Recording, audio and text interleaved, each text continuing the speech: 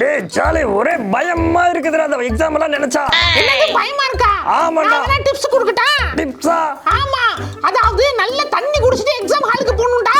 தண்ணி குடிச்சிட்டு போனா உச்சா வந்துருமேடா நிறையா. அது இல்லடா, நிறைய பேர் தண்ணி குடிக்காம டீஹைட்ரேட் ஆகி அங்க போய் மயக்கம் போட்டு விழுந்துறாங்களா. ஐயோ ஆமாடா. அது மட்டும் இல்லடா, நீ நல்லா சாப்பிட்டுட்டு போணும்டா. சாப்பிட்டு போணுமா? சாப்பிட்டு போனா நல்லா தூக்கம் வந்துருமேடா. இல்லடா, இந்த மாதிரி சாப்பிட்டு போகாம நல்லா டயர்ட் ஆயிடுறாங்களா, அதே மாதிரி மயக்கெல்லாம் வந்துருதா.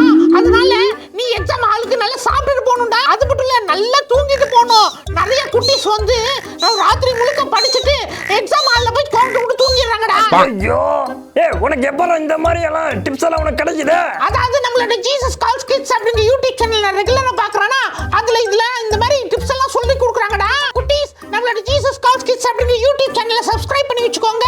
அதே மாதிரி உங்க எக்ஸாம்ஸ் எல்லாம் நல்லா எழுதுங்க. All the best.